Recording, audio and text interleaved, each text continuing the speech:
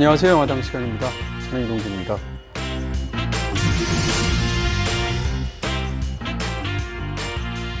안녕하십니까. 조커당 김지현. 네. 조커인데 왜? 조커의 의미를 제가 설명을 좀 해드리면, 네네. 조커라는 게 카드에 들어있는 네. 패인데 한 덱이라고 하죠. 한 세트에 조커가 2장 들어있습니다. 오, 네. 그래서 블랙 조커, 레드 조커 이렇게 두 세트가 있는 두 종류가 있는데 그 두 종류의 역할이 약간 다릅니다. 그리고 또 오늘 조커와 관련된 영화인 그러니까요. 것 같아서 제가 네. 이 의미가 원래 이 옛날 조커는 그러니까 말하자면 이 카드 플레이와 상관이 있는데 이번에 나오는 조커는 약간 뜻이 다르더라고요. 네. 농담하는 사람의 조커라고 해서 네. 아직 보진 못했지만 네, 거기서 뭐 극 중에서 코미디언으로 나오기도 네, 하고요. 그래서 네. 두 가지 의미의 두 개의 조커를 한번 의미해봤습니다. 오늘 모든 것이 대비되는 것 같아요. 이 검은 조커, 그렇죠. 레드 조커, 네. 검은 조커, 레드 조커 이렇게 보이기도 다 하고. 의미가 있었죠, 제가. 영화 못 본 사람, 영화 본 사람. 네, 이렇게 또 나뉘기도 하고요, 조커를. 네, 네. 자, 지금 말씀해 주신 것처럼 오늘 주제를 괴물 배우 와킨 피닉스 이렇게 잡았습니다. 네. 이 주제를 잡은 이유는 와킨 피닉스가 굉장한 배우이기도 하고 또 한 가지는 지금 이제 조커 개봉을 앞두고 굉장히 또 이렇게 사람들이 보고 싶어하는 네. My mother always tells me to smile and put on a happy face. She told me I had a purpose. Smile, though your heart is aching. Smile, even though it's breaking.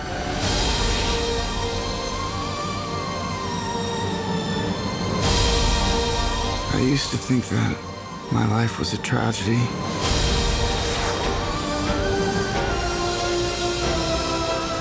But now I realize it's a comedy.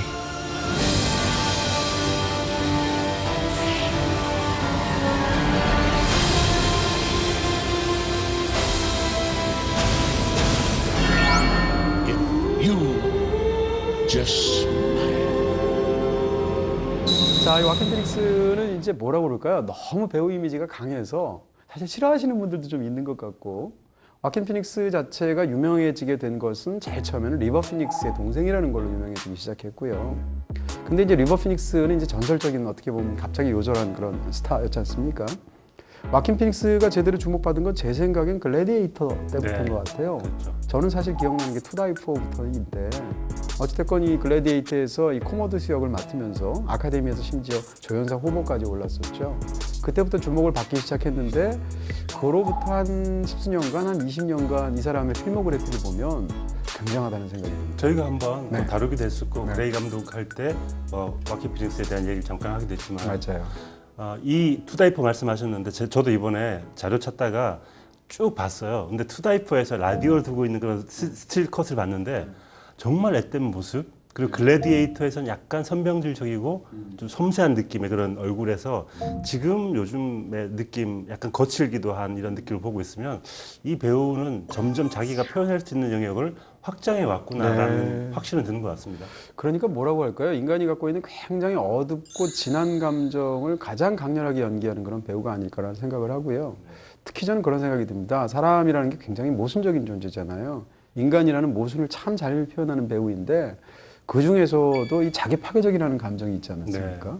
근데 그런 자기 파괴적인 면모를 아마 전 세계를 통틀어서 가장 잘 연기하는 배우가 와킨 피닉스가 아닐까? 네. 저는 그렇게 생각이 들어요. 두 가지 측면 말씀하셨는데 네. 포스터에서 딱 나오는 것 같아요. 말씀하신 것처럼 한쪽은 아주 섬세한 사람, 네. 한쪽은 자기 파괴적인 사람. 네. 이 두 사람의 이미지를 네. 빨간색, 까만색으로 표현하기도 했고 어쩌면 인간이 가지고 있는 두 가지 약간 나약함 같은 것들이 한쪽은 자신을 파괴하려는 욕구로 가고 한쪽은 자신이 없어지고 싶은, 소멸하고 싶은 그런 욕구가 생기는데 그 두 가지 측면을 잘 표현하는 배우인 것 같아요. 이 두 사람이 만나면 이 사람 도망갈 것 같아요. 그렇죠.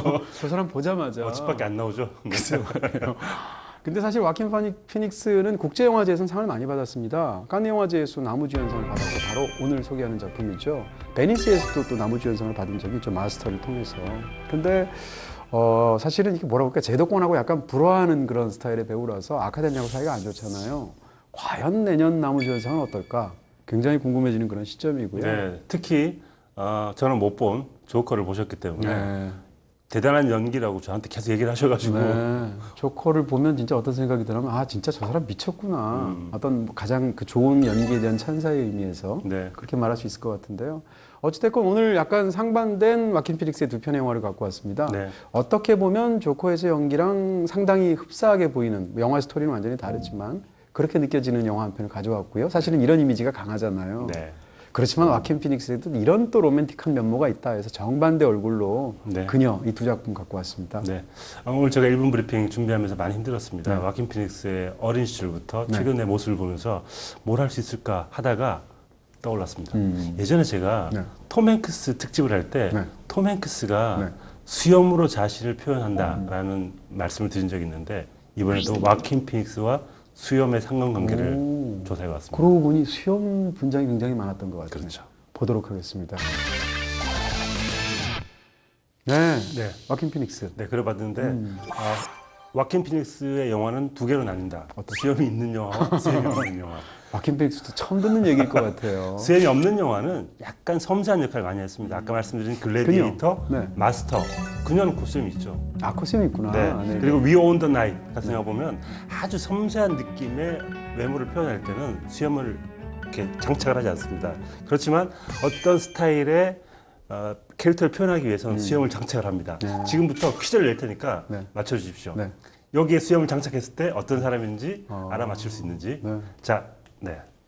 자 보시면 네. 수염과 안경이 장착돼 있죠. 머리는 안 나오는 거. 머리는 하나도 안 중요한 안 거예요. 중요해요. 수염만 안 하는 중요해요. 거예요. 누군지 모르시겠어요? 네. 그녀. 그녀죠. 네. 그녀에 나오는 와킨 피닉스죠. 네, 네. 네, 맞추셨습니다. 아니 오늘 할 걸 그렇게 너무 쉽게. 네, 네. 다음 네. 컷 보시죠. 자, 이건 뭐죠? 네. 네, 이게 모자와 네. 네, 여기 덥수룩한 없었다.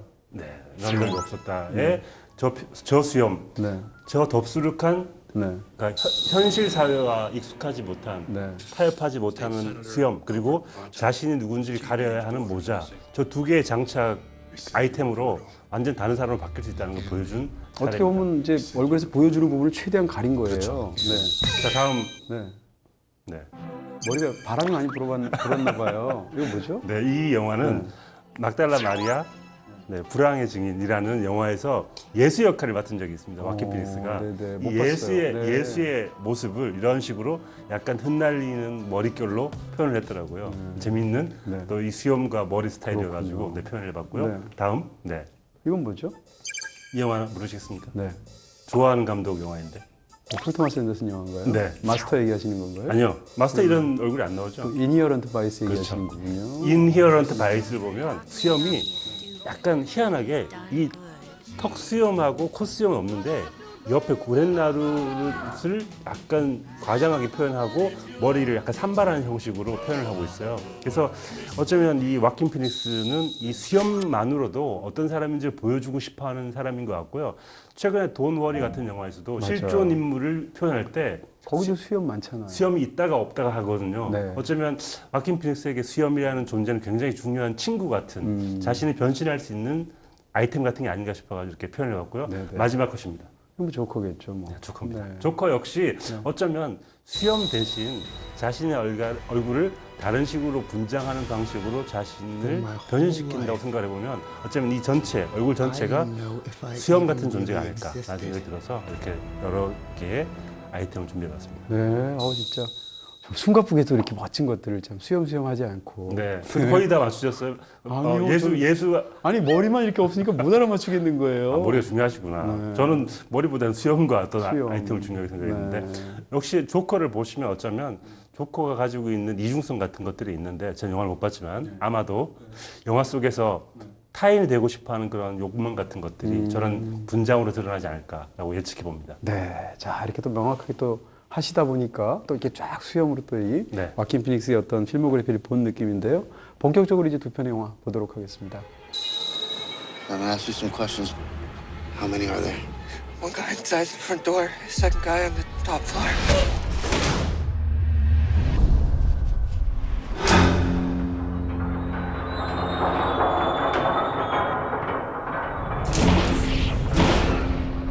Get up, can you hear me? My name's Joe. It's okay, come here. Close your eyes.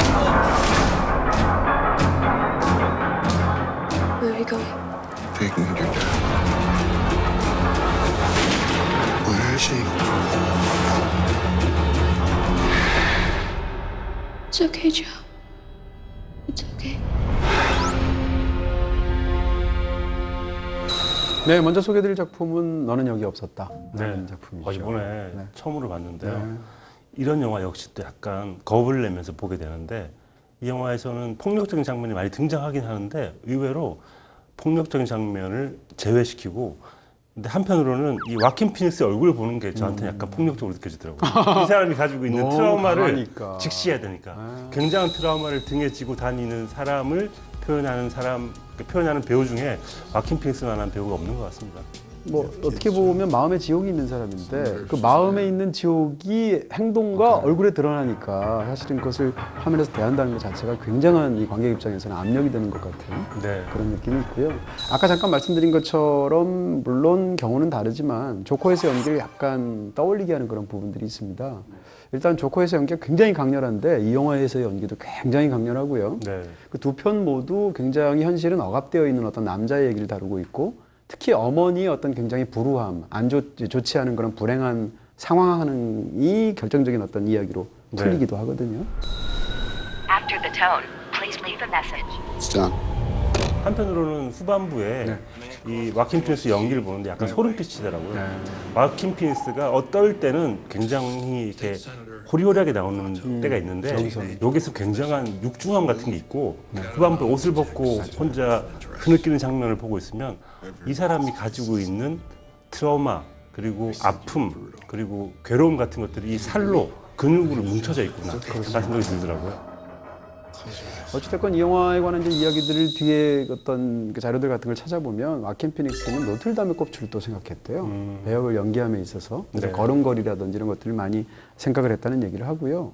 저는 이 영화에서 이제 인상적인 와킨 피닉스의 모습이 너무 많은데 그 중에서 엄마랑 사이가 사실은 굉장히 좋지 않습니까? 네. 근데 둘이 이제 사이코라는 또 영화를 좋아하잖아요. 네, 영화사에 네. 나오는 굉장히 네, 유명한. 네. 근데 히치콕의 사이코를 흉내내서 엄마를 이렇게 죽이는 것 같은 것을 장난으로 하잖아요. 근데 그 히히 하는 것이 바로 그 사실 버나드 허만의 그 유명한 그 불협화음 현악기를 흉내내는 건데 그 장면이 갖고 있는 약간 코믹함 혹은 그 모자간의 친밀함 이런 것이 깔려 있어서 가능하지만 그 행위 자체는 굉장히 무시무시하고 거기다가 어머니는 너무 불행한데다가 이 아들은 어떻게 생각하면 어머니를 상상의 방식으로 죽임으로써 어머니에게 평온을 가져다 주는 것 같은 그런 어떤 의식을 행하는 것 같거든요. 근데 그것을 와킨 피닉스가 연기할 때 너무 무섭기도 하고 한편 너무 슬프기도 하고. Come in.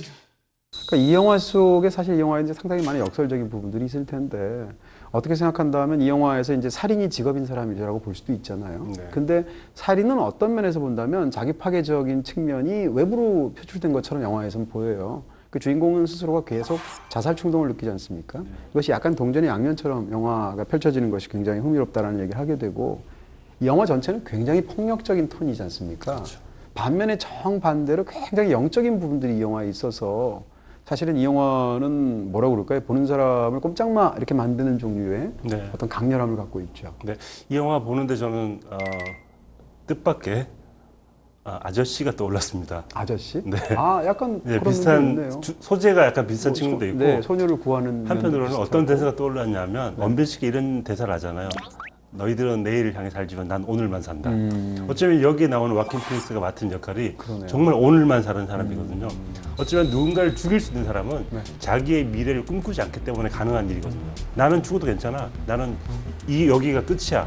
내가 살고 있는 곳이 지옥이라고 생각하기 때문에 누군가를 죽일 수 있는 거거든요. 그런 사람이 제일 무서워. 그래서 그런 의미에서 와킨 피닉스가 가지고 있는 그 무시무시함 같은 것들이 몸으로 드러나는 것 같습니다. 맞습니다. 지금 딱 그렇게 말씀을 해주셨는데 사실 이 영화를 보면서 많은 사람들이 떠올린 게 저도 마찬가지로 택시 드라이버예요. 네. 이런 영화의 어떤 원형처럼 그렇죠. 되어 네. 있는데 택시 드라이버처럼 이 남자의 눈에 담긴 도시의 황폐한 밤거리 같은 것이 그려지고 있고 그 과정에서 착취당하고 폭력에 희생이 되는 어떤 여자아이가 있고 그 여자아이를 구원하려는 그러면서 자기 삶이 무너져가는 어떤 남자가 있단 말이에요.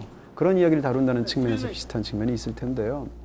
사실 이 영화 속에서 주인공이 누구를 응징하느냐 마느냐 이런 건 사실 별로 안 중요해요. 네. 상대방이 너무 나쁜 놈이거든요. 어떻게 생각하면 영화에서 소재로 쓰일 수 있는 악당의 설정 중에서 최악이 뭘까 생각하면 제 생각에 요즘은 소아성애자가 아닌가. 네. 소아성애 범죄자라고 생각이 드는데. 그것도 권력을 이용해서 그걸 그렇죠. 하는. 네. 그러니까 타락한 권력자가 그런 그 성향과 그런 범죄적인 행동까지 하게 되기 때문에 영화에서 용서받을 수가 없는 악당인 거예요. 그러니까 그걸 응징하는 거니까 사실은 별로 거기에 대해서 긴장감이 있는 것은 아니고요. 그리고 또 영화가 사실상 이 장편 영화에서 하나의 사건만 사실상 다루고 있습니다. 과거에 이 플래시백 되는 것들을 뺀다면 그런 측면에서도 영화는 어떻게 보면 굉장히 심플한데 스토리는 막상 또 알아먹기 굉장히 어려운 불친절한 부분이 있잖아요. 네.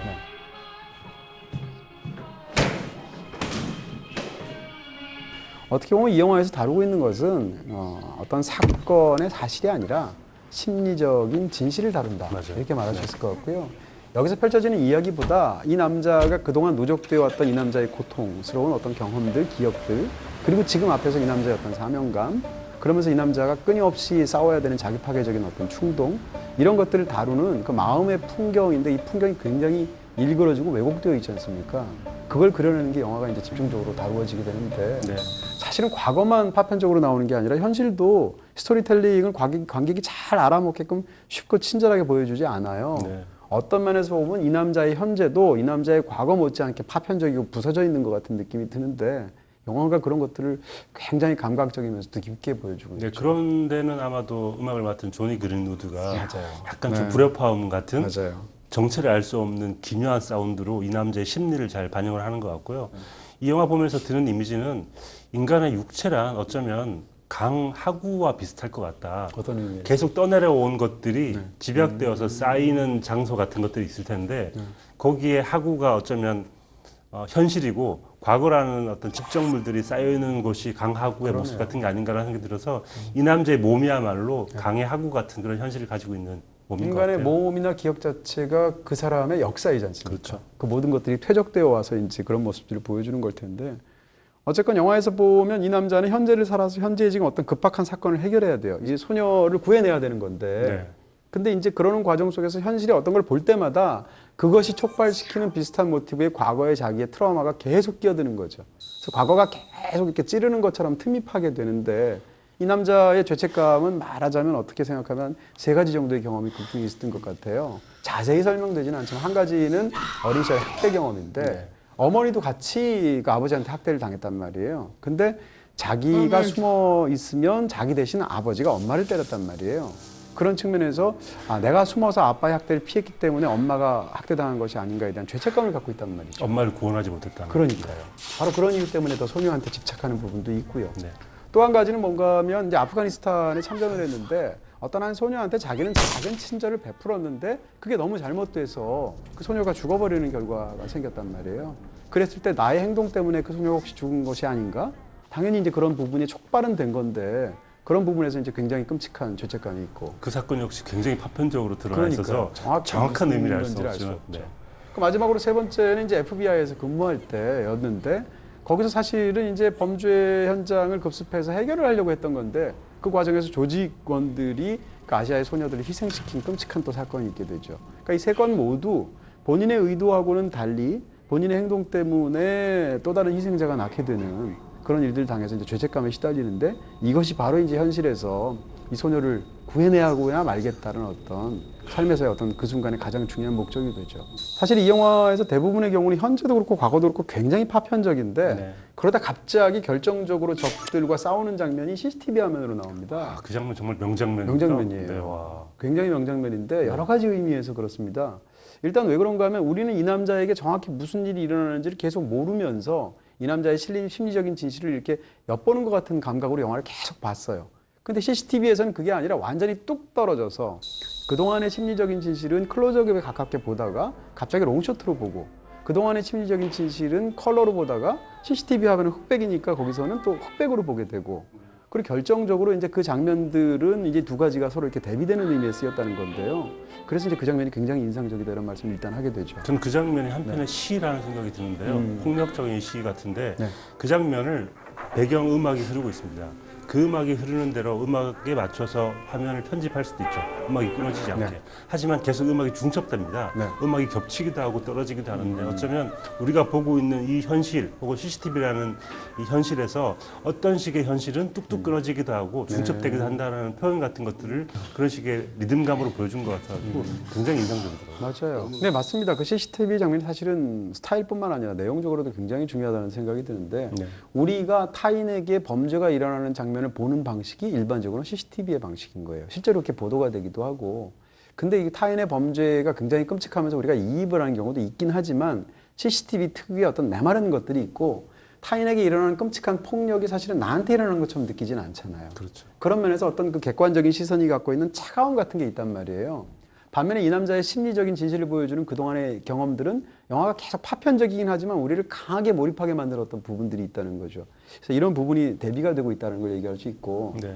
또 한 가지는 어떤 사건을 수료하는 방식이 기억이 있다고 치고 또 하나는 CCTV의 시선이 있다고 생각하면 세상을 바라보는 두 가지 시각을 보여주는 거예요. 기억이라는 것은 기본적으로 사건들 사이에 어떤 연쇄를 만들고 어떤 논리의 층위를 만들어서 그것에 유기적인 어떤 연결을 주는 것이거든요. 기억이라는 것은 우리가 순서로 어떤 그 층을 플롯을 만드는 거지 않습니까?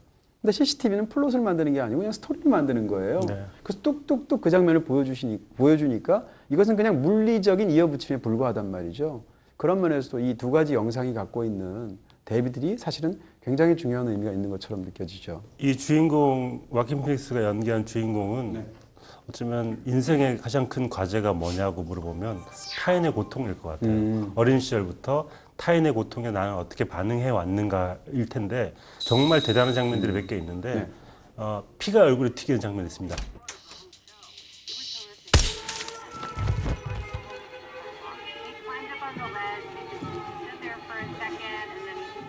그리고 거울을 통해서 상대방과 격투하고 있는 장면이 비치는 장면이 있어요.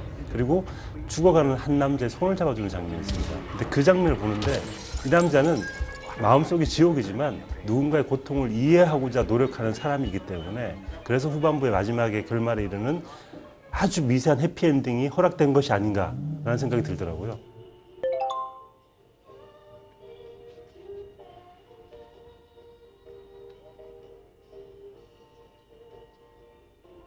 제목이 굉장히 강렬하잖아요. 네. 원작 소설도 나와 있는데 또 원작 소설은 훨씬 더 큰 얘기예요. 이 매춘 조직과 이 타락한 그 정치인과의 관계를 이 소설 속에서는 굉장히 자세히 묘사하는데 이 영화 속에서는 그런 부분을 다 제거를 했습니다. 네, 예, 그리고 네. 흥미로운 게 원작 소설에서의 제목의 의미와 영화의 제목의 의미가 다를 것 같아요. 왜냐하면 원작 소설의 의미는 이 사람이 범죄를 저질렀을 때 흔적을 남기지 않아야 되기 때문에 여기 없었다라는 알리바이를 만들기 위한 제목이라면 어쩌면 이 영화에서의 제목은 부재에 대한 이야기인 것 맞습니다. 같아요. 그런 그 남자가 거기 있었어야 되는데 없었기 때문에 생기는 부채감, 그런 고통 같은 것들이 지금까지 이어진 게 아닌가라고 생각이 들더라고요. 과거에 대해서는 분명히 그런 측면이 있고 네. 현재에 대해서는 오히려 더 반대 측면도 있는 느낌도 있어요. 무슨 얘기인가 하면 이제 제목이 굉장히 강한데 어떻게 생각하면 알리바이를 통해서 상대에게 구원해가는 길을 보여주는 영화처럼 보이기도 해요. 알리바이라는 것은 부재 증명이잖아요. 내가 어떤 것으로 용의자로 이렇게 오인받고 있을 때 혹은 특정되어 있을 때 무슨 소리야 나는 거기 없었어 라고 말하는 게 알리바이인데 여기서 언제 그런 일들이 있느냔 말이에요. 소녀를 구출할 때 있게 되고 상대방한테 그 얘기를 해준단 말이에요. 너는 여기 없었다라고 말을 하는데 왜냐하면 소녀에게는 거기에 있었던 경험 자체가 너무 끔찍한 상처와 고통이거든요.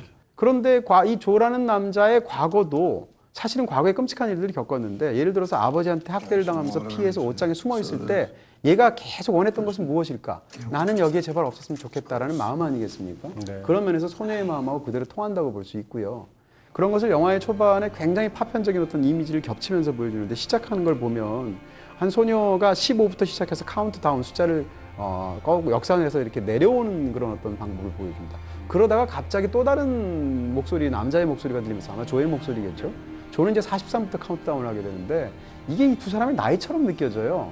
소녀는 대략 15살부터 카운트다운을 하는 것 같고 이 남자는 지금 현재 중년 남자니까 43부터 카운트다운을 하는 것 같은데